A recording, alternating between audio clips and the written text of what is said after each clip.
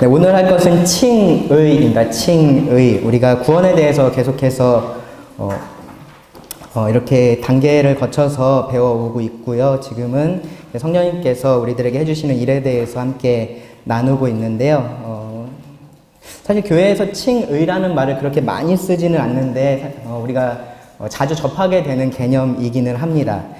그리고 이 칭의에 대한 개념이 우리들에게 바로 잡혀 있지 않으면 오늘도 학생들 간증하시는 거 들어보시면 지난번에도 이렇게 들어보셨을 텐데 이 부분에 있어서 좀 확실하지 않으면 계속해서 이 약간 구원을 받는데 약간 행함으로 받는 것처럼 생각하게 되는 경향들이 있어요. 조금씩. 예. 그러니까 이게 아예 교회 밖에 있다가 교회 안에 들어와서 복음을 듣고 구원받게 되면 이제 그런 뭐랄까요, 그런 혼란스러움이 오히려 더 없는데, 근데 교회 안에서 자란 사람들이 이러한 혼란스러움을 많이 겪어요. 근데 이제 그렇게 되는 이유 중에 하나가 이 칭의에 대해서 어쩌면 조금은 좀 불분명하게 알고 있는 거죠. 혹은 뒤에서 말할 성화와 이렇게 그것이 분리되어 있지 않고 이렇게 연결되어 있으니까 그 선을 어디서 이렇게 나눠야 할지, 어떻게 구분을 해야 할지에 대해서 좀 모호하게 알고 있는 거예요. 그래서 이 부분에 대해서 잘 여러분들이 배워가시고 또 아시고 하셨으면 좋겠습니다. 오늘 칭의와 조 아래에 있는 양자됨에 대해서 두 개를 할 수 있으면 하려고 생각을 하고 있는데요. 그래서 오늘 받은 거 보시면 뒷면에도 있어요. 네, 할 수 있으면 하려고 생각하고 있는데요.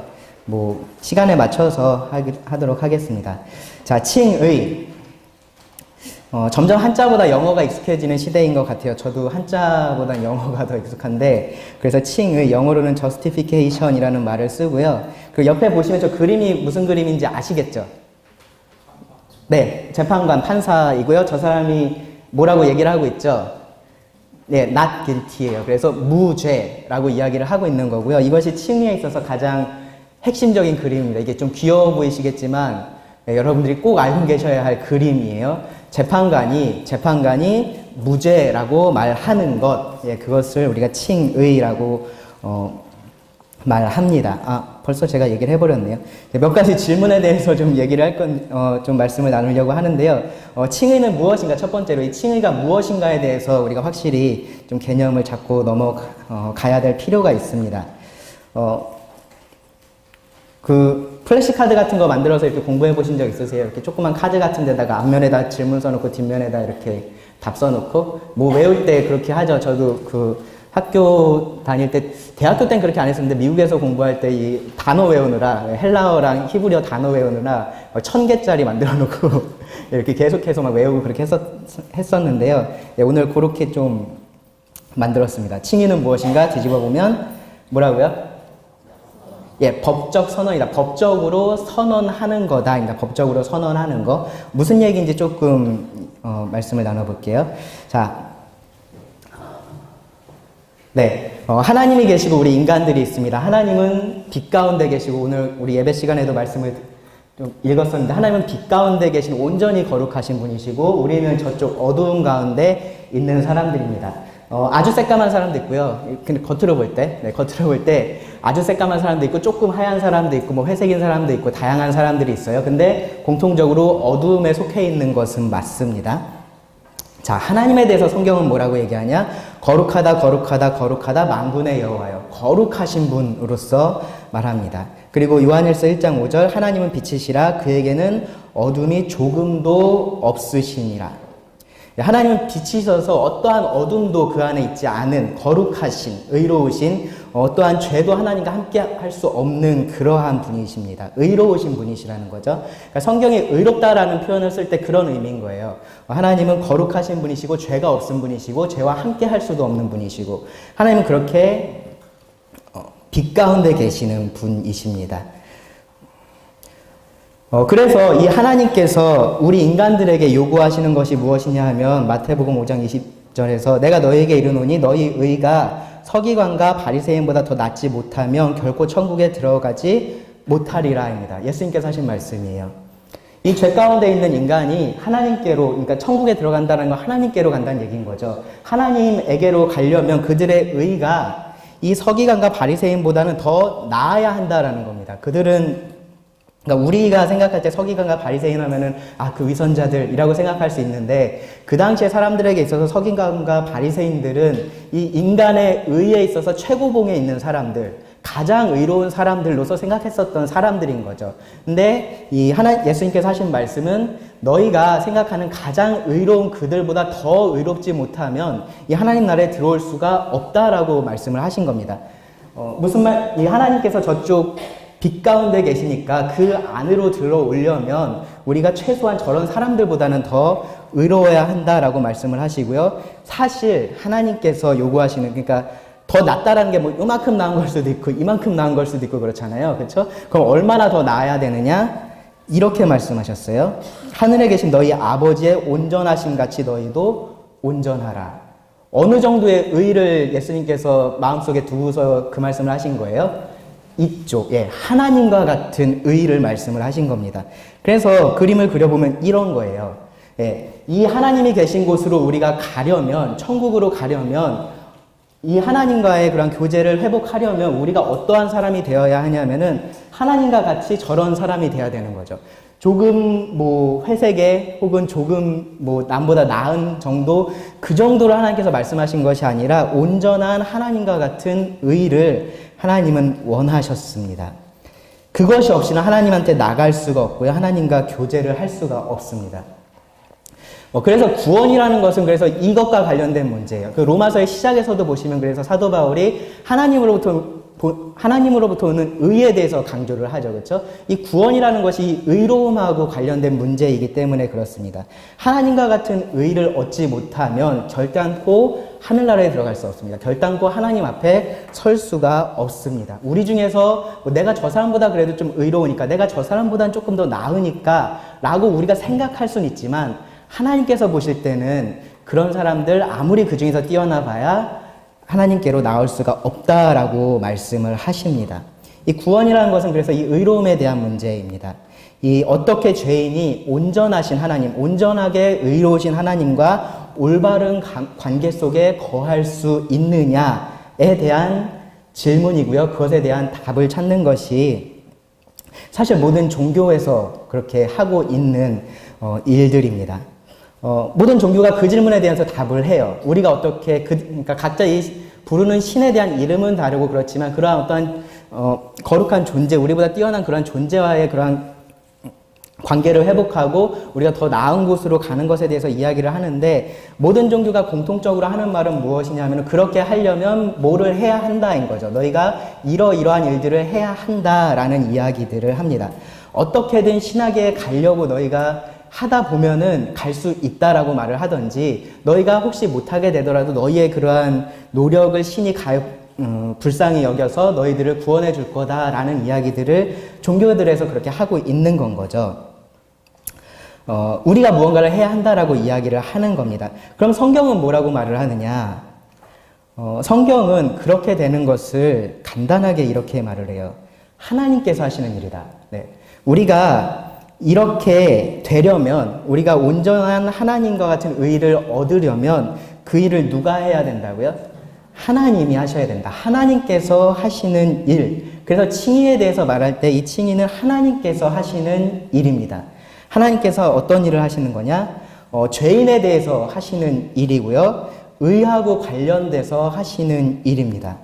하나님께서 하시는 일인데 이 죄인에게 하시는 일이고 의하고 관련된 어떠한 일을 하세요. 근데 이것에 대해서 두 가지를 우리가 잘 구분을 해야 되는데, 하나님께서 죄인을 의롭다 하시는 일을 성경에서 말하는 칭의라고 말할까요? 아니면 하나님께서 죄인을 의롭게 하시는 일을 성경이 말하는 칭의라고 말할까요? 저게 구분이 잘 안 되시면 제가 조금 더 풀어서 설명을 드릴게요.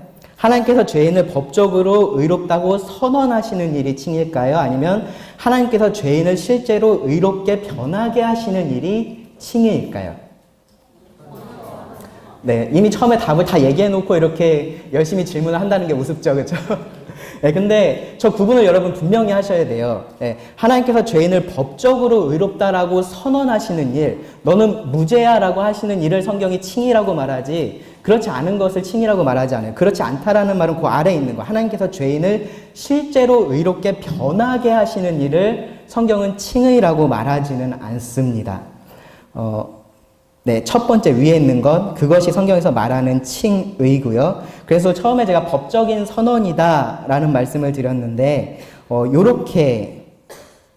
이렇게 우리가 풀어서 말할 수 있습니다. 우리의 신분이나 혹은 위치에 대한 하나님의 판결이다. 예, 우리의 상태에 대한 것이 아니라 우리의 신분이나 위치에 대한 하나님의 판결이다. 죄인이 실제로 의롭게 변하게 되는 것이 아니라 하나님이 이 죄인을 의롭다라고 그렇게 선포하시는 일을 성경은 칭의다라고 말합니다. 우리가 재판을 생각해 보시면요. 재판관이 이 피고인에 대해서 마지막에 판결을 내리잖아요. 그렇죠? 무죄다, 유죄다라고 판결을 내리는데 이 사람이 실제로 죄를 범했고 안 범했고를 떠나서 판사가, 재판관이 이 사람은 무죄야라고 말하면 최소한 법적으로는 이 사람은 무죄인 사람이 되는 거죠. 맞나요? 네, 그 사람이 실제로 죄를 지었다고 하더라도, 실제로는 죄인이라고 하더라도 이 판사가 이 사람을 무죄라고 판결을 하면은 법적으로는 이 사람이 무죄인 사람이 되는 겁니다. 그리고 그에 합당한 법적인 대우를 받게 되죠. 맞죠? 네.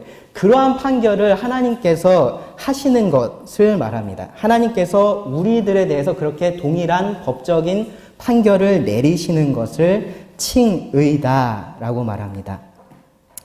그래서 저 구분을 제가 잘 하셔야 된다고 계속 말씀을 드리는데, 법적으로 우리를 의롭다라고 선언하시는 것을 성경은 칭의라고 말을 하고요.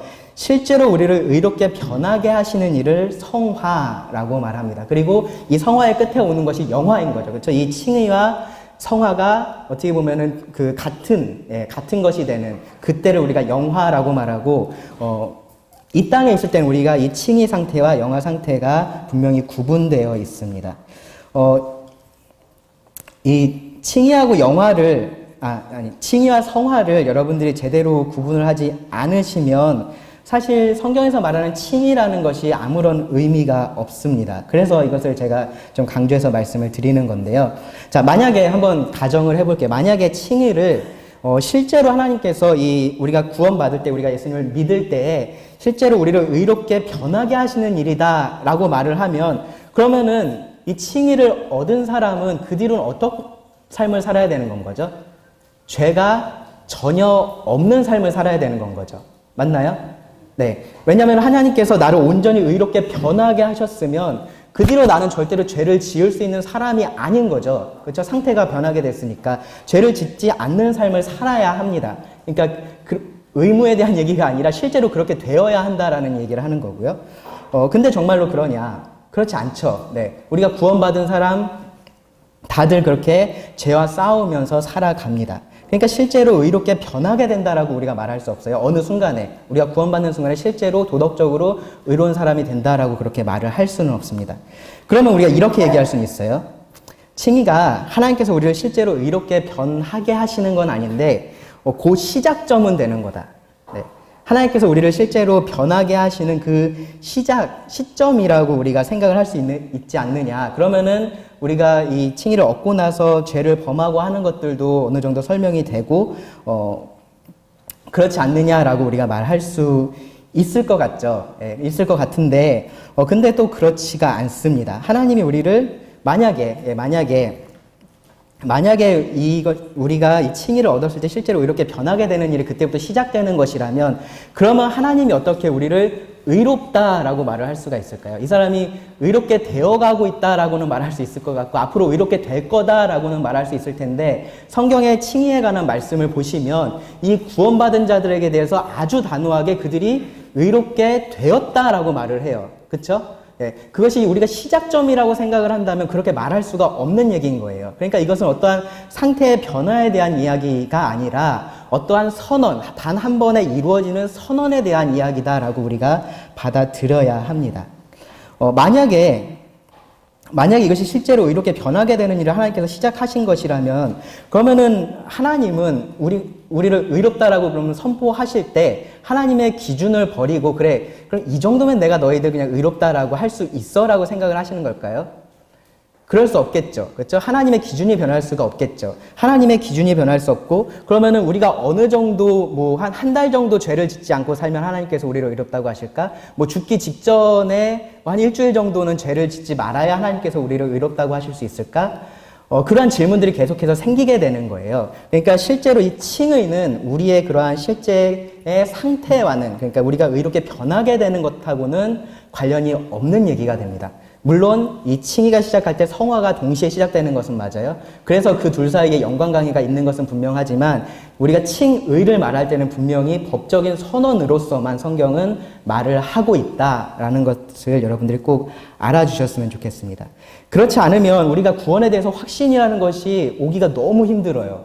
네. 우리가 구원에 대해서 확신할 수 있는 근거가 항상 그럼 어디로 가야 하냐면은 내가 얼마나 착한 삶을 살았냐. 오늘 간증 들어보셨으면 아시겠지만 그 부분에 있어서 계속 고민을 하게 되는 건 거죠. 내가 얼마나 착하게 살았냐. 내가 얼마나 합당하게 살았냐. 내가 합당하게 살았으면 그럼 나는 구원받은 사람이고 그렇지 않으면 구원받지 않은 사람이 되는 것 같고 계속 거기서 헷갈릴 수밖에 없는 건 거죠. 근데 그것은 우리가 성화의 관점에서 봐야 할 일이지 이 칭이라는 것은 하나님께서 단번에 선언하시는 것, 한 번의 사건으로서 이루어지는 것이기 때문에 그런 것하고 우리가 관련지어서 생각할 문제가 아닙니다.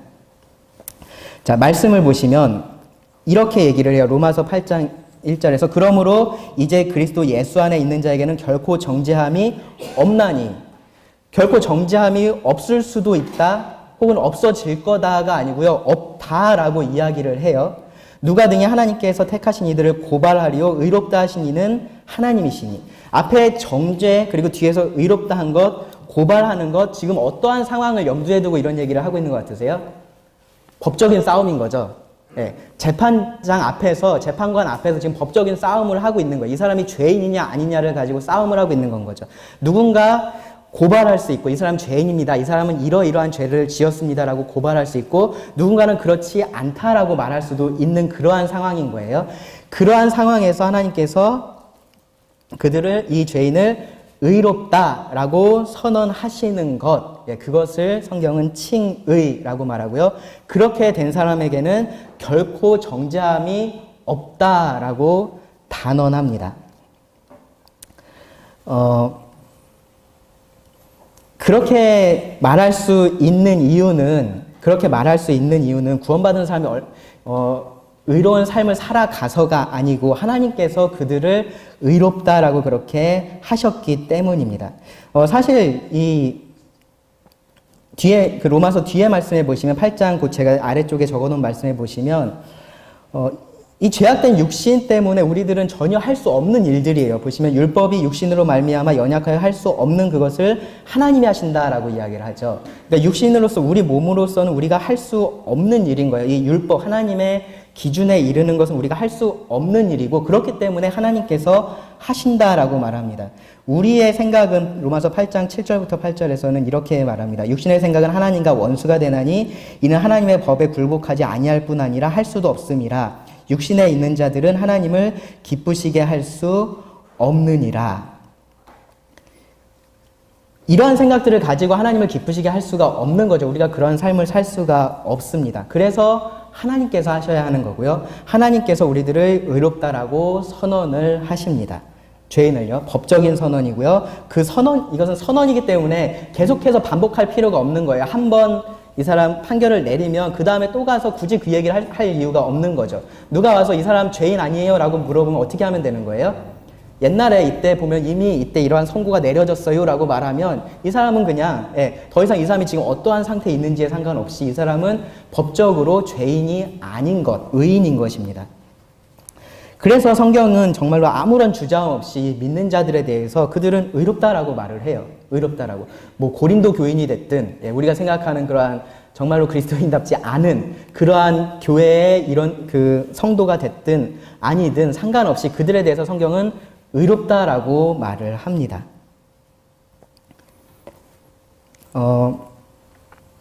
그것이 우리가 어떻게 하느냐에 달려있는 문제가 아니라고 또 성경은 공통적으로 강조를 해요. 여기 로마서 3장 28절 사람이 의롭다 하심을 얻는 것은 율법의 행위에 있지 않고, 그러니까 우리가 어떻게 율법을 잘 지키면서 살아가느냐 그것하고 상관이 없고 믿음으로 되는 줄 우리가 인정하노라. 4장 5절 이를 아니할지라도 경건하지 아니한 자를 의롭다 하시는 이를 믿는 자에게는 그의 믿음을 의로 여기시나니 이를 아니할지라도입니다. 로마서 5장 1절 그러므로 우리가 믿음으로 의롭다 하심을 받았으니 우리 주 예수 그리스도로 말미암아 하나님과 화평을 누리자. 네, 칭의는 하나님께서 이 믿는 자들을, 믿는 죄인을 의롭다라고 하시는 선포입니다. 단회적인 사건이고요. 그리고 어떠한 조건이 여기에 달려있지 않습니다. 믿더라도 그래도 이 정도는 좀 해야지. 네. 네가 믿는다고 해도, 실제로 믿는다고 해도 그래도 좀 이 정도쯤은 네가 그래도 해야 내가 너 이렇게 구원시켜 줄 수 있지 않아? 그렇게 하시지 않는다라는 거죠. 믿고 나서 네가 그래도 이 정도는 살아야 내가 좀 너한테 이렇게 의롭다라고 해줄 수 있지 않아? 그러한 조건이 달려있지 않다라는 겁니다. 그렇기 때문에 이 구원받고 난 이후에 이 사람의 삶이, 그러니까 제가 구원받고 난 이후라고 말하는 것은 실제로 이 사람이 구원받았다라고 가정을 했을 때 그 이후에 이 사람의 삶이 이 사람의 칭의에 영향을 주지 않는다라는 거예요. 전에 그런 얘기 했었죠. 그래서 우리가 아무리 의롭게 살아도 하나님께서 우리들에게 주신 이 의에 조금이라도 더할 수 없다라는 말씀을 드렸었죠. 그렇죠? 여러분들 예수님보다 더 의롭게 살 수 있는 분이 아니시라면, 네, 누구도 우리가 받은 이 의에 무언가를 더할 수는 없습니다. 이것은 법적인 선언이고요. 단번에 이루어진 것이고요. 다시 반복되지 않고요. 어떠한 조건도 이 칭의에는 달려있지 않습니다. 성경의 칭의, 우리가 이렇게 하지 않으면 하나님께서 너희를 다시 의롭다고 하지 않으실 거야 라는 말씀 혹시 보신 적 있으세요? 네, 칭의가 취소되거나 그렇게 될 수도 없죠. 그렇죠? 왜냐하면은 의로우신 재판장이신 하나님께서 단번에 선포하시는 것이기 때문에 그렇습니다. 은혜의 선물이고 믿는 자는 행위와 관계없이 이 선물을 받습니다. 이것이 성경이 말하는 칭의입니다. 성경이 말하는 칭의. 모든 다른 종교들에서 우리가 무언가를 해야 한다라고 말을 하고 어떻게든 신에게 다가가기 위해서 노력을 해라라고 말한다면 성경에서 말하는 것은 너희가 아무리 해도 아무것도 할 수 없다. 결국 하나님의 기준에 이를 수 없다. 그리고 나도 나의 기준을 낮추지 않을 거다라고 성경은 말하는 거고요. 그렇기 때문에 너희가 뭔가를 하는 것이 아니라 내가 무언가를 너희들에게 해주겠다라고 말을 하는 것이고요. 그것이 무엇이냐? 칭의입니다. 자, 그러면 질문이 생길 수밖에 없죠. 네. 질문이 생길 수밖에 없습니다. 하나님은 무엇에 근거해서 죄인을 의롭다라고 하실 수 있느냐라는 질문이 생길 수밖에 없습니다. 사람도 이 법적인 판결을 할 때 실제와 다를 수 있다라는 거 우리가 그거 이해할 수 있는데 그렇다고 해서 이 판사들이 그러한 잘못된 판결을 하는 것을 우리가 당연하게 받아들이진 않잖아요. 그렇죠? 당연히 그들이 정당한 판결, 그러니까 실제로 죄인인 사람을 죄인이라고 법적으로도 판결을 하고 실제로 죄가 없는 사람을 법적으로도 죄가 없다라고 말을 해야 그것을 우리가 공정하다, 정당하다라고 말을 하는 거잖아요. 그렇죠? 그러면 하나님께서 어떻게 이 죄인을 의롭다라고 말을 할 수 있냐라는 거죠. 뭐에 근거해서 그렇게 할 수 있느냐? 잠언 17장 15절에 보시면 이런 말씀이 있어요. 악인을 의롭다 하고 의인을 악하다 하는 두 사람은 다 여호와께 미움을 받느니라. 네. 악인을 의롭다라고 하거나 의인을 악하다라고 하는 것 하나님께서 싫어하시는, 미워하시는 일이라는 거죠. 하나님께서 절대로 그렇게 하지 않으신다라는 겁니다. 근데 로마서 4장 5절에 보시면 이를 아니할지라도 경건하지 아니한 자를, 다르게 말하면은 불의한 자를 의롭다 하시는 이를 믿는 자에게는 그의 믿음을 의로 여기신다. 하나님께서 어떻게 하시는 거예요? 불의한 자를, 악인을, 죄인을 의롭다라고 하시는 건 거죠. 예, 그것을 우리가 지금 칭의라고 말을 하고 있는 건데 그럼 도대체 어떻게 하나님께서 이렇게 하실 수 있느냐라는 것이 이 질문입니다. 어떻게 할 수 있을까요? 무엇에 근거해서 하나님께서 이렇게 하실 수 있을까요? 네, 제가 지금 물어보고 있습니다. 답을 하셔도 됩니다. 네, 맞습니다. 맞는데 답이 안 나오네요. 무엇에 근거해서 하시느냐? 우리가 지금까지 배웠던 것들 여러분들 생각해 보시면 그리스도, 예, 그리스도께서 하신 네. 그리스도께서 하신 일의 기초에서 하나님께서 이러한 일들을 하실 수가 있습니다. 네, 여기 답이 나왔네요. 네, 그리스도의 의. 네, 그리스도의 의에 기초해서 하나님께서 이러한 일들을 하실 수가 있습니다. 그것에 근거해서만 이러한 일들이 가능해집니다. 우리가 지난번에 이야기 나눴었던 이 그리스도와의 연합이 그래서 아주 중요한 개념인데요. 그림으로 좀 설명을 드리면, 그리스도와의 연합을 통해서 우리와 예수님 사이에 모종의 거래가 이루어졌어요. 그렇죠? 예, 거래가 이루어져서 우리가 무언가를 예수님에게 드리고 예수님이 우리들에게 무언가를 주셨어요. 우리가 예수님에게 무엇을 드렸을까요? 예, 시뻘건 죄를 우리가 예수님에게 드렸고 예수님은 우리들에게 무엇을 주셨을까요? 네. 시퍼런 죄. 예, 그럼 색깔이 그런데 하여튼 새하얀 의라고 하는 게 더 맞겠다. 그렇죠? 예, 새하얀 의를 우리들에게 주셨습니다. 이것이 우리가 그리스도하고 연합됐다라고 말할 때 그 안에서 일어난 일인 거예요. 우리의 죄가 그리스도의 것이 되었고 이 그리스도의 의가 우리의 것이 되었습니다. 그리고 하나님은 그것에 기초해서 우리들을 의롭다라고 하실 수가 있습니다. 말씀 보시면 고린도후서 5장 21절에 하나님이 죄를 알지도 못하신 이를 우리를 대신하여 죄로 삼으셨다라고 말하면서요. 우리로 하여금 그 안에서 하나님의 의가 되려 하심이라. 로마서 5장 18절 그런즉 한 범죄로 많은 사람이 정죄에 이른 것 같이 한 의로운 행위로 말미암아 많은 사람이 의롭다 하심을 받아 생명에 이르렀느니라. 하나님께서 아까 우리 죄인들을 의롭다라고 선언하시는 것을 칭의라고 말씀을 드렸어요.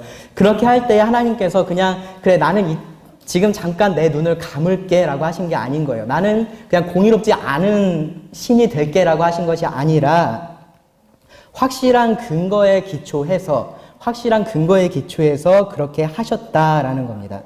우리가 믿음으로, 우리가 그리스도와 어떻게 연합하느냐에 대해서 지난주에 말씀을 드렸었는데, 믿음으로 연합하죠. 그렇죠? 믿음으로 우리가 그리스도와 연합할 때에 하나님은 우리의 죄를 그리스도의 것으로, 네.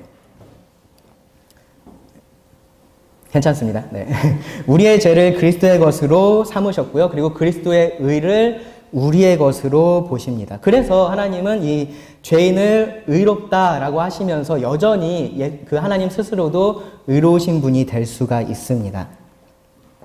이 로마서 말씀이 그것을 아주 분명하게 말씀을 하고 있는데요. 모든 사람이 죄를 범하였으면 하나님의 영광에 이르지 못하더니 이것이 상황인 거죠. 우리가 처한 상황인 거죠. 우리는 죄인이고 하나님의 영광에 이를 수 없고 죄인으로서 법적으로 선언을 받아야 하고 그것이 이제 하나님께서 죄인들을 위해서 준비해 놓은 심판, 영원한 멸망인 거죠. 그런데 24절에 그리스도 예수 안에 있는 속량으로 말미암아 하나님의 은혜로 값없이 의롭다함을 얻은 자 되었느니라. 그렇게 하지 못하더니 하나님이 너희를 불쌍히 여기셔서 너희 죄를 그냥 눈 감아 주셔서 너희를 의롭다라고 하셨다. 그렇게 하지 않아요. 항상 의롭다라고 하실 때는 그 근거에 대해서 성경은 말을 하고요. 그 근거는 항상 무엇이냐면은 바로 그리스도 예수의 속죄, 그분의 하신 구속 사역, 그분의 의로우심, 그것이 우리의 칭의의 근거가 됩니다. 그래서 26절에 보시면 곧 그때에 자기의 의로우심을 나타내사 자기도 의로우시며 또한 예수 믿는 자를 의롭다 하려 하심이라. 그러니까 우리가 그리스도와 연합한 자가 되었으면 하나님께서 우리를 죄인이라고 판단하시는 것은, 죄인이라고 판결을 내리시는 것은 그것이 뭐라 그러죠? 오판? 오판이 맞나요? 예, 오심인가요? 오심 왠지 축구 용어 같은 느낌이. 네. 그러니까 그것이 잘못된 판결인 거죠. 그렇죠? 왜냐하면은 우리의 죄는 누가 이미 다 그 대가를 치렀어요? 예수님께서 다 치르셨고 그 예수님의 의로운 삶이 우리들의 것이 되었는데 그런 우리들을 하나님께서 보시면서 너는 그래도 여전히 죄인이야 라고 하신다면 그것이 오히려 하나님이 의로우지 못한 판결을 내리는 것이 되는 거죠. 이해가 되시나요? 네. 그래서 이 그리스도의 의에 기초해서 우리가 하나님의 칭의, 하나님께서 우리를 의롭다라고 선포하실 수가 있습니다. 자, 그러면 죄인은 어떻게 의롭다함을 얻는가? 이건 이미 답이 나왔죠. 어떻게죠? 네, 믿음으로. 예, 앞에 하나 더 붙여서 오직 믿음으로. 오직 믿음으로. 예, 믿음에다가 뭔가 좀 덧붙이고 그런 것이 아니라 오직 믿음으로 이러한 의롭다 하심을 얻을 수가 있습니다. 근데 이것을 좀 잘 구분을 하셔야 돼요. 제가 앞에 질문에서는 하나님께서 우리들을 무엇에 근거해서 의롭다라고 하실 수 있느냐, 그 칭의의 기초에 대해서 질문을 했었다면 지금 여기서 물어보고 있는 질문은 뭐냐면은 죄인이 어떻게 그러니까 수단인 거죠. 그렇죠? 어떻게 어떠한 방법으로 의롭다함을 얻을 수 있느냐라는 질문이고요. 그 질문에 대한 답은 오직 믿음입니다. 믿음. 칭의의 근거가 믿음은 아니에요. 네, 하나님께서 우리의 믿음의 근거에서 우리를 의롭다라고 하시는 것은 아닙니다. 만약에 그렇다면 이 믿음이라는 것이 하나의 행위가 되겠죠. 그렇죠? 이 사람은 믿었으니까 의롭다라고 하고 이 사람은 그렇지 않으니까 그렇지 않다라고 말하고 해야 되는 건 거죠. 근데 그렇지 않습니다. 성경은 분명히 이 의롭다 하시는 근거는 그리스도에게 있고 다만 그 수단에 있어서 하나님께서 사용하시는 것이 무엇이냐?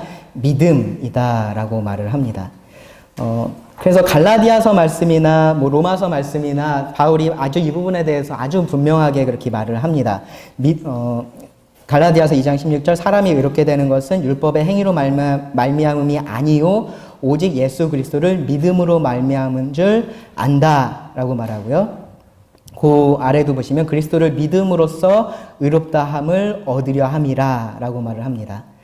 로마서 3장 27절 28절에서도 오직 믿음의 법으로 우리가 의롭다 하심을 얻는다라고 분명하게 말을 합니다. 근데 한 가지 좀 이제 모르겠어요. 이런 궁금증을 갖는 사람들이 있을 수 있는데 왜 하필 믿음일까요? 딴 거 좋은 거 많잖아요. 그렇죠? 딴 거 좋은 그런 그 사람의 태도 그런 것들 많은데 왜 성경은 굳이 믿음으로 우리가 구원을 받는다라고 말할까? 뭐 왜 사랑은 안 될까요? 왜 소망은 안 되고 뭐 그 사람이 항상 기쁘고 행복하면은 된다. 뭐 그렇게 하지 않았을까요? 이 세 단어를 여러분들이 성경을 볼 때 주의해서 보셔야 합니다. 믿음이라는 것과 그리고 겸손 그리고 이 은혜라는 것. 그리고 저 세 단어가 아주 밀접하게 연결돼서 사용된다라는 것을 여러분들이 좀 아시는 것이 이 성경을 볼 때 특별히 우리 이신칭이라 그러죠. 이 믿음으로 얻는 의에 대해서 이신칭이라는 표현을 쓰는데 그것을 이해하는 데 있어서 아주 중요한 단어들입니다. 믿음으로 얻는 의로움, 이신칭의에 있어서 핵심은 뭐냐 하면은 아까 제가 좀 말씀을 드렸었는데 핵심은 뭐냐 하면은 내가 할 수 없다라는 것을 인정하고 그렇기 때문에 하나님만 하실 수 있다라는 것을 알고 그 하나님을 바라보는 것, 그것이 이 이신칭의에 있어서는 핵심이에요. 그러니까 이 하나님, 나는 할 수 없다라는 것을 먼저 인정을 해야 하고 그리고 하나님께서 하실 수 있기 때문에 그 하나님을 바라보고 그 하나님의 도우심을 구하는 것, 그것이 이 이신칭의에 있어서 핵심인데 그러니까 그것을 바울은 믿음이라고 이야기를 하는 건 거예요. 너희가 너희의 행위로 할 수 없다. 율법의 행위로 할 수 없다. 그러니까 그거 인정하고 다만 하나님은 너에게 은혜 베풀기 원하시는 분이시니까 그리고 너를 의롭다라고 하시는 그러한 분이시니까 그 하나님을 바라봐라라고 말을 하고 그것을 사실은 믿음이다라고 말을 합니다. 그래서 앞에 말씀들에서도 보시면 바울이 믿음을 말할 때 계속해서 앞에다가 뭔가 붙이는 말이 이 말이에요. 율법의 행위로 말미암음이 아니다라는 얘기를 하죠. 그리고 그 아래도 보시면 믿음으로써 의롭다함을 얻으려 함이라 율법의 행위로써 의롭다함을 얻을 육체가 없느니라. 그리고 그 아래 말씀도 보시면은 무슨 법으로냐 행위로냐 오직 믿음의 법으로니라. 율법의 행위에 있지 않고 믿음으로 되는 줄 우리가 인정하노라. 그러니까 계속해서 이 행위가 아니다라는 이야기를 해요. 행위가 아닌 것이 믿음인 거예요. 그렇죠? 내가 할 수 없다라는 것을 내가 인정을 하고 그러고 나서 하나님을 바라보는 것, 그것이 믿음인 겁니다. 내가 할 수 없다라는 것을 인정하는 것, 그것이 저 세 단어 중에 어디에 해당되는 것 같으세요?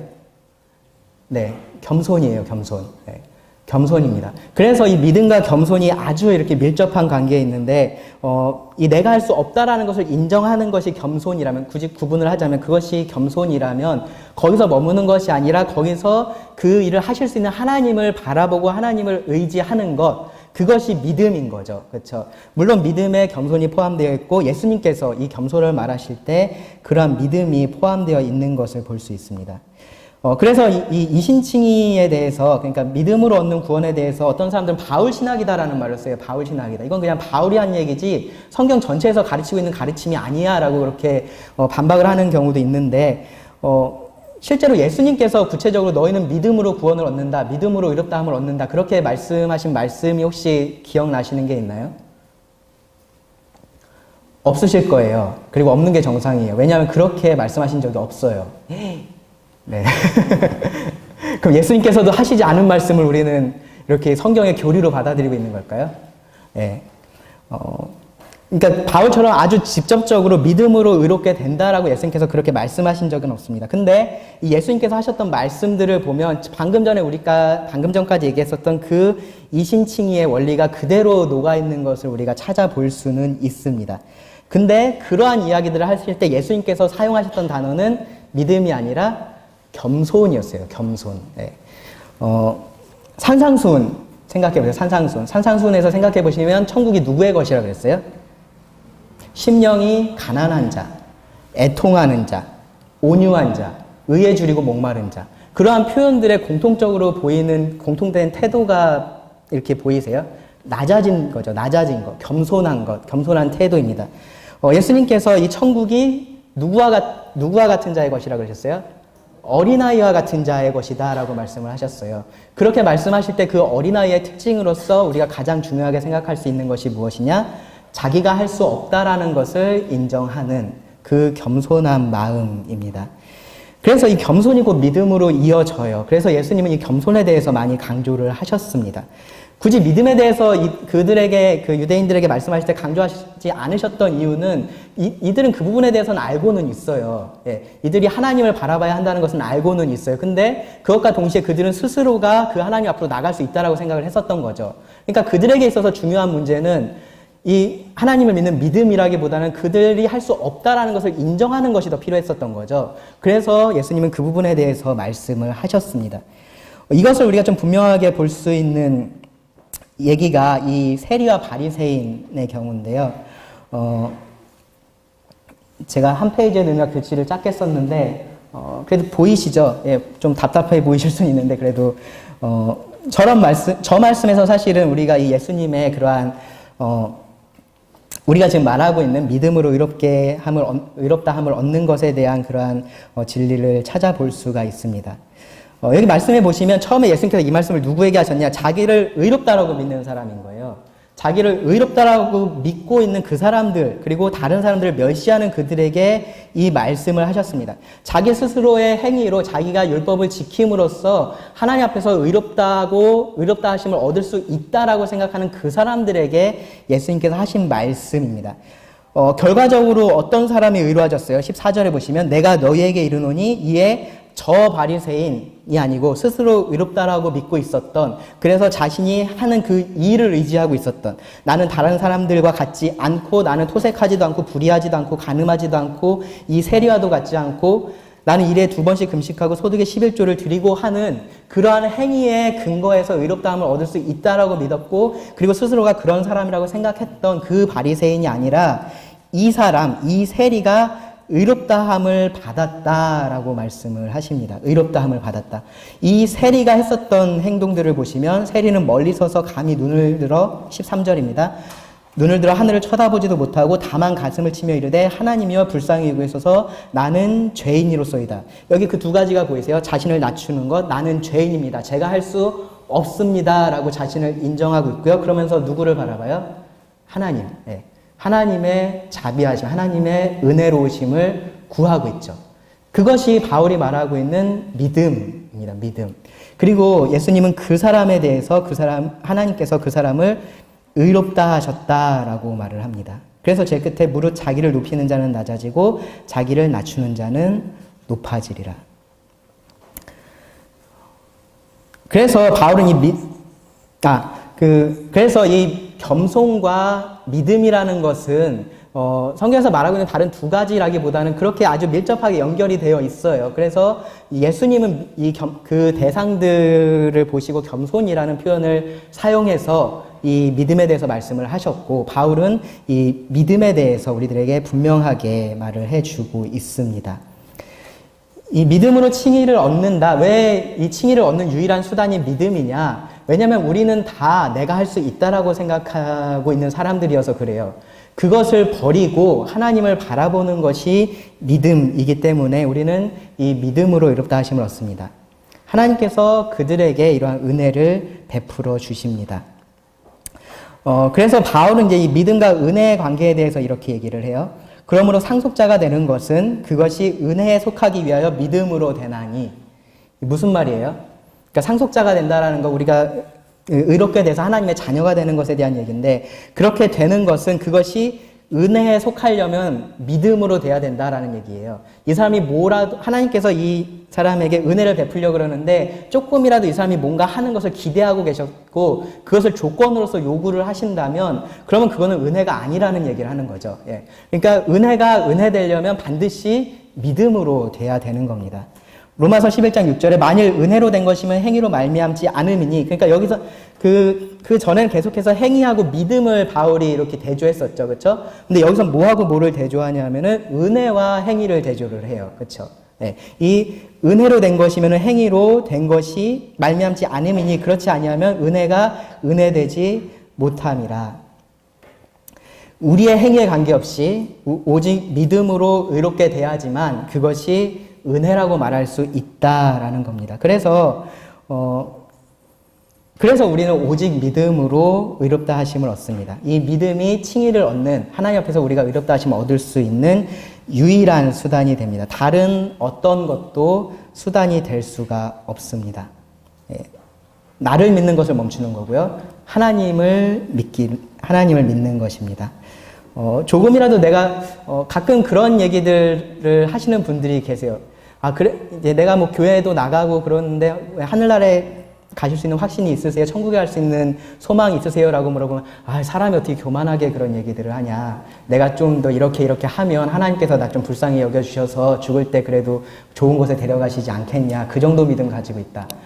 되게 겸손한 얘기 같죠? 예, 물론 겸손하셔서 그렇게 말씀하시는 분들도 계실 거라고 생각하지만, 그런데 우리가 이러한 하나님의 말씀을 제대로 알고 있다면 그것은 하나님께서 의롭다라고 하시는 이 칭의에 대해서 정말로 모르고 계시거나 혹은 정말로 잘못 알고 계시는 겁니다. 내가 뭔가 조금 해야 하나님께서 이렇게 해주시지 않겠느냐, 사실 교만한 얘기예요. 네. 그것이 들어가 있으면 하나님의 은혜는 은혜가 아니죠. 그렇죠? 하나님께서 나에게 요만큼 요구하시고 내가 그래도 뭔가 해야 되지 않느냐라고 말한다면 하나님의 은혜를 내가 은혜가 아닌 것으로 만드는 것이 됩니다. 내가 그조차도 할 수 없고 나는 진짜로 아무것도 할 수 없고 하나님께서 다 해주셔야 한다라는 것을 믿고 나가는 것, 그것이 성경이 말하는 믿음이고요. 겸손이고 은혜입니다. 그런 자가 하나님 앞에 담대하게 의로운 자로서 설 수가 있습니다. 마지막 질문, 칭의의 결과는 무엇인가? 선한 행실입니다. 선한 행실. 칭의의 조건으로서 혹은 칭의의 근거로서 하나님께서 선한 행실을 요구하지 않으세요. 그런데 그 결과로서는 이 선한 행실이 따라옵니다. 이 로마서 5장까지의 말씀에서 바울은 계속해서 너희가 죄인이고 너희가 오직 믿음으로만 의롭다 하심을 얻을 수 있다라는 얘기를 하고, 그리고 6장의 시작에서 오늘 우리가 그 주일 오전 시간에 말씀 들었던 그 6장의 시작에서 이렇게 묻죠. 그런즉 우리가 무슨 말 하리요? 은혜를 더하게 하려고 죄에 거하겠느냐? 이거 아주 당연한 질문이에요. 제대로 이 칭의에 대해서 알았으면, 그리고 이 뒤에 부분을 모르면 이 당연히 나올 수 있는 질문이에요. 칭의가 법적인 개념이고 법적인 선포고 우리의 행위가 아니라 이 그리스도께서 하신 그 행위의 기초에서 믿음으로 얻는 의라면, 그럼 우리는 계속해서 죄에 거할 수도 있고 거하는 게 또 좋은 거 아니냐라고 생각을 할 수도 있는 건 거죠. 근데 바울은 그렇지 않다라고 분명하게 말을 하고요. 그러면서 가져오는 개념이 뭐냐면은 이 그리스도와 성도의 연합입니다. 연합. 너희가 그렇게 의롭다 하심을 얻은 자라면 너희는 그리스도와 연합한 자고, 너희가 그리스도와 연합한 자라면 너희가 그리스도와 함께 죽었고 그리스도와 함께 살았는데 너희가 어떻게 더 이상 그렇게 살 수 있겠느냐라고 말을 합니다. 그러니까 이 삶에 대한 부분은 사실은 칭의의 결과로서 오는 거지, 우리가 칭의 자체를 말할 때 그것하고 연결된 개념은 아닌 거예요. 그렇죠? 그것 자체의 개념은 아닌 거죠. 법적인 선포하고는 관계가 없는 개념입니다. 칭의의 결과 선한 행실이고요. 하나님께서 그것을 처음부터 의도를 하셨습니다. 에베소서 2장 10절, 그리스도 예수 안에서 선한 일을 위하여 지으심을 받았다라고 말하고요. 그리고 그 다음 말씀에도 보시면 이 일을 하나님이 전에 예비하사 우리로 그 가운데서 행하게 하려 하심이라. 디도서 2장 14절에서도요. 그가 우리를 대신하여 자신을 주심은 우리를 깨끗하게 하사 선한 일을 열심히 하는 자기 백성이 되게 하려 하심이라. 자, 잘 배우셨으니까 질문을 드리겠습니다. 1, 2, 3번 뭐가 맞을까요? 헷갈리시죠? 잘 보세요. 네, 틀리면 오늘 못 나갑니다. 자, 몇 번인 것 같으세요? 답이 없어요? 네, 제가 설명을 드릴게요. 이게 도식이니까 서로 이해하는 게 다를 수 있어요. 첫 번째로, 행위는 칭이고, 행위는 칭이 마이너스 믿음이다. 무슨 말이냐면은, 행위로서 의롭다함을 얻고 믿음은 아무 상관없다. 맞을까요? 네, 1번은 아닌 게 확실한 것 같고요. 근데 수학을 조금 아시는 분이시라면, 이걸 보는 순간, 1번, 2번, 3번은 식이 똑같네. 라는 생각을 하셨어야 돼요. 그쵸? 맞죠? 2번 보세요. 믿음 플러스 행위는 칭이다. 이거는 아니라는 거 잘 아실 거고요. 3번, 믿음은 칭이 마이너스 행위다. 이건 무슨 의미냐면은, 믿음으로 칭의를 얻고 행위는 따라오지 않는다라는 의미로서 3번이에요. 그렇다면 아니겠죠. 그쵸? 그럼 4번에서 제가 의도하는 의미는, 믿음으로서 우리는 칭의를 얻고 행위는 그것의 결과로서 따라온다. 라고 말한다면은 답은 4번이겠죠. 그렇죠? 네, 4번입니다. 4번. 칭의와 믿음과 행위의 공식이 이렇게 된다라는 것 여러분들이 꼭 알아주셨으면 좋겠습니다. 근데 거기서 끝났으면 좋은데 야고보가 이런 말을 했어요. 이로 보건대 사람이 행함으로 의롭다함을 받고 믿음으로만은 아니니라. 그러면은 여기서 뭐가 맞는 거예요? 2번이 맞아야겠죠, 2번이. 네. 그럴 때는 우리가 말씀을 잘 봐야 됩니다. 여기서 의롭다함을 받는다라는 말이 무슨 말인지, 행함이라는 것이 어떤 의미인지를 잘 봐야 됩니다. 지금까지의 말씀을 다 뒤집는 말씀인 것 같은데 사실 그렇지는 않아요. 이 야고보서를 여러분들 공부했던 것이 한 5년 정도 됐나요? 저희 처음 왔을 때 했었던 것 같은데 3년? 네, 하여튼 꽤 됐어요. 그쵸? 네, 그래서 아마 잊어버리셨을 수 있는데 그러면은 책이 있으니까 한번 찾아서 읽어보시면 이 부분에 대해서 설명을 잘 했어요. 정리해서 조금 말씀을 드리면 여기서 이 야고보가 의롭다함을 얻는다라고 한 것은 바울이 했던 말하고는 조금은 다른 의미로서 이 표현을 사용을 했습니다.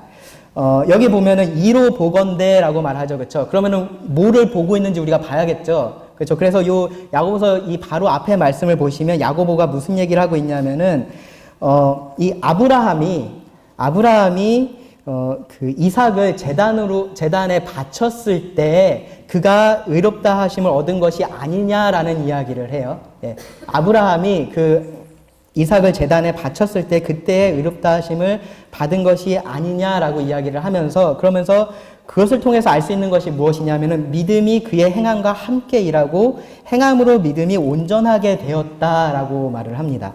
그러니까 이 믿음에 그의 행함이 따라왔고 그리고 이 행함이 그의 믿음이 온전한 것으로 드러냈다라는 말을 하는 건 거죠. 그러면서 결론으로 뭐라고 얘기를 하냐면은 아브라함이 하나님을 믿으니 이것을 의로 여기셨다는 말씀이 이것을 통해서 이루어졌다라고 말을 해요. 예. 그러면 아브라함이 하나님을 믿으니 이것을 의로 여기셨다라는 이 부분, 이것은 뭔 거예요? 칭의에 대한 말씀인 거죠. 그렇죠? 그렇게 됐고 그것이 참된 믿음이다라는 것이 증명된 것이 무엇이냐? 아브라함이 이삭을 제단에 바친 것으로서 그것이 증명되었다라는 의미입니다. 그래서 여기서 의롭다 하심을 받는다라는 말은 이 사람이 칭의를 얻는다라는 의미가 아니고 그 사람의 믿음이 참된 것으로서 드러난다, 증명된다라는 의미로서 여러분들이 이해를 하셔야 합니다. 실제로 그 단어가 그런 의미가 될 수 있느냐를 우리가 고민해 봐야겠죠. 네. 그렇게 사용된 예들이 성경에는 몇 차례 있습니다. 그리고 이 경우도 우리가 그렇게 생각을 해야 합니다.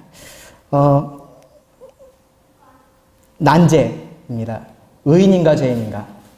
예, 구원받은 사람들은 의인일까요, 죄인일까요? 네. 의인일까요? 네. 항상 우리가 그 얘기하죠. 의인이면서 죄인이고 죄인이면서 의인이다. 저는 그냥 이렇게 얘기를 하는 게 더 좋은 것 같아요. 의롭다함을 얻은 죄인이다. 네. 의롭다함을 얻은 죄인이다. 무슨 말이냐면은 요 둘 중에 어느 한쪽에 항상 가 계신 분들이 계세요. 그러니까 아까 얘기했던 것처럼 이 두 가지가 우리가 그 신분과 상태를 봤을 때 두 가지가 다 우리에게 있으니까 이제 의인입니까 죄인입니까 물어보면 어떤 측면에서요? 라고 다시 물어보고 답을 해야지 맞는 거죠. 근데 이 중에서 어느 한쪽에 항상 계신 분들이 계세요. 저는 죄인이죠, 죄인이죠, 죄인이죠. 항상 죄인에 머물러 계신 분들이 계세요. 그렇다면은 저는 그런 분들에게 이 의롭다함을 얻었다라는 쪽도 좀 생각을 해보라고 말씀을 드리고 싶어요. 그러니까 그것이 겸손해서 그런 말씀들을 하실 수 있지만, 근데 하나님은 우리를 의롭다라고 하시려고 이 그리스도를 보내서 속죄라는 것을 다 이루어 놓으셨고, 그래서 우리를 결코 정죄함이 없다라고 얘기하시고 의롭다라고 선포를 하셨는데, 근데 저는 죄인이에요, 죄인이에요, 죄인이에요 라고 말을 하면서 죄인처럼 살아가면 그것이 하나님께서 우리들에게 의도하신 삶이냐? 그렇진 않은 것 같아요. 네. 그러니까 너무 우리가 이 죄에 매여 있는 사람처럼 내가 여전히 죄인이어서 죄에 매여 있는 사람처럼은 생각하지 않았으면 좋겠습니다. 내가 어쩔 수 없는 죄인이다라는 쪽으로 우리가 스스로를 생각하지 않는 것이 좋습니다. 하나님께서 약속하신 삶은 이 부활의 삶이고 풍성한 삶이고, 그리고 이 자유자로서의 삶, 죄에 매여 있는 삶이 아니라 자유케 된 자, 온전한 자의 삶이니까 그러한 삶을 우리가 누려야 합니다. 반대로 이 너무 의인이라는 쪽에만 초점이 가 계신 분들이 계세요. 나는 이제 구원받았으니까 나는 의인이야 라는 쪽에만 너무 초점이 계셔서 실제로 그 삶에 있는 죄를 보지 못하는 경우들이 있어요. 예, 나는 의인이니까 뭐 죄는 나하고 아무 상관이 없어 라고 해서 상관없는 거 맞죠? 예, 하나님 정말로 의인이 된 것이라면 이 죄가 상관이 없는 것은 맞는데, 근데 그 삶에 있는 죄는 봐야죠. 그리고 그 삶에 있는 죄의 문제들은 내가 계속해서 해결해 가면서 살아가야 하는데, 그 부분에 있어서 둔감해지는 건 거죠. 내가 의인이다라는 생각만 계속해서 하면은, 그러니까 그런 신분적인 부분만 계속해서 생각을 하고 있으면 우리는 의롭다함을 얻은 죄인이고 용서받은 죄인인 거죠. 우리가 그거를 잊어버리면 안 돼요. 그러니까 하나님께서 우리들을 보실 때 마치 우리가 죄를 한 번도 짓지 않은 것처럼 보실까? 그건 아니에요. 그렇죠? 하나님께서 우리를 보실 때는 우리가 죄를 지었지만 용서받은 죄인으로서 보시는 거고, 이제는 의롭게 된 죄인으로 보시는 거지, 우리가 한 번도 죄를 짓지 않은 사람처럼 보시는 건 아닌 거예요. 그럼 우리가 우리 스스로를 볼 때도 우리가 그것을 꼭 기억을 해야 돼요. 내 삶을 바라볼 때, 그리고 나 스스로를 바라볼 때 내가 의롭게 된 것이 내가 뭔가를 잘해서 그렇게 된 것이 아니라 모두가 다 그리스도의 공로로 하나님의 은혜로 나에게 주어진 것이다 라는 것을 알아야 하고, 그리고 그런 자로서 내가 죄와 싸우는 자다라는 것을 알아야 합니다. 이 은혜를 우리가 입양이란다. 그 양자됨은 지금 못할 것 같은데요. 네. 이 은혜라는 것을, 우리가 구원이 은혜의 선물이다라는 것을 안다면 우리가 그 아래서 겸손해야 되는 거죠. 우리가 겸손해서 하나님 앞에 나와서 구원을 받았는데, 구원받고 나서 하나님께서 우리를 높이시니까 나도 덩달아 나를 이렇게 높여놔서 그러한 은혜하고 상관없는 사람처럼, 마치 내가 이 자리에 올라온 것이 내가 뭔가를 잘해서 그 자리에 올라온 것처럼, 이제 다음 주에 그 양자됨에 대해서 얘기할 텐데, 이 양자됨의 특권이라는 것이 얼마나 큰 특권이에요. 우리가 법적으로만 그냥 의롭다라고 선포받고서 끝난 게 아니라 하나님께서 우리를 자녀로 삼아주셨단 말이죠. 예, 하나님의 가족의 일원으로 삼아주시고, 그것이 얼마나 큰 특권이에요. 근데 그것을 우리가 은혜로서 생각을 해야지, 마치 내가 뭔가를 한 것으로 조금이라도 생각을 하면 그것은 우리 자신을 잘못 바라보는 겁니다. 예, 우리 구원받은 자들이 스스로를 바라볼 때 우리는 의인인가 죄인인가? 네, 의롭다함을 얻은 죄인이다, 혹은 용서함 받은 죄인이다 라는 생각을 가지고 우리가 그 사이에서 균형을 잘 잡았으면 좋겠습니다. 네, 기도하고 마치겠습니다.